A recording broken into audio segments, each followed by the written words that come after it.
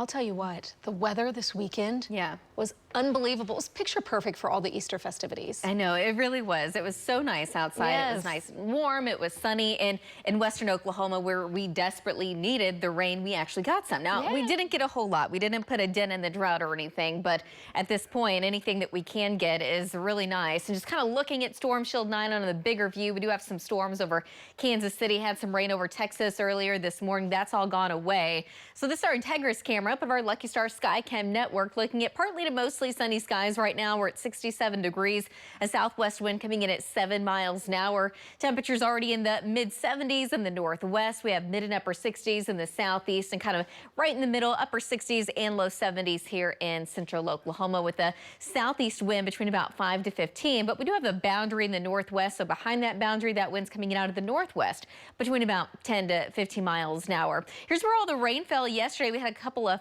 a few thunderstorms that kind of popped up later in the afternoon and early evening, and some of those did make it as far east as right around El Reno and made it as far east as around parts of Guthrie. But .02 there, nothing here in Oklahoma City, but we do have a better chance of seeing some storms later today. In the meantime, ridge of high pressure out to the west, but we do have this weak wave that's going to be moving through here later this afternoon and evening. And with that being said, we do have a chance of rain and storms, but the chance isn't all that high. It's still certainly there. We're going to be tracking that. Storm trackers will be out after that the rest of the week. Just like today, it's going to be pretty warm. Temperatures will be in the 70s. It's going to be really nice. Any walks maybe after lunch, it's going to be a great time for that. Now, as we get towards the weekend, now we're looking at Friday.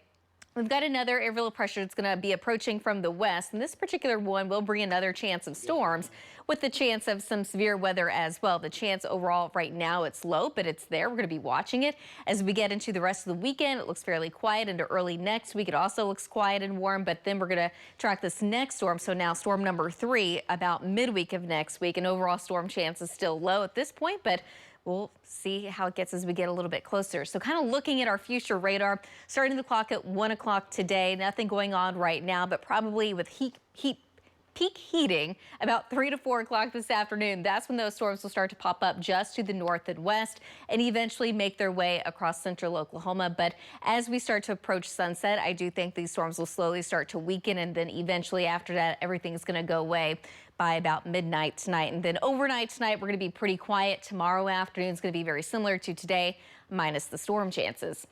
So today, looking for a high of about 75 degrees in Oklahoma City, but upper 70s, low 80s across the north and west. There's where that boundary will be, but out ahead of it, that's where those storm chances will be. And again, right now we're going with about a moderate chance from Ponca City to the Metro to Hobart to Lawton down to Altus. And with any of those storms, if they do develop, there is a potential they become low and severe. We're talking quarter-size hail, wind gusts of 60 miles an hour, and some heavy rainfall with any of those isolated downpours. So we're going to be watching that. Trackers will be in position later this afternoon and into early evening. Some of the hail, again, up to quarter-size hail. I think the higher chance for that would be west of I-35, and then wind gusts potentially up to 60 miles an hour within any of those stronger storms. Overnight tonight, we're going to drop down into the upper 40s and low 50s, so it's not going to be terribly chilly. Certainly a cool start to your day tomorrow. By tomorrow afternoon, we're going to wind up back in the mid 70s, upper 70s, mid and upper 70s across the west, but mid 80s out there in Guyman. By Wednesday afternoon, temperatures in the low 70s,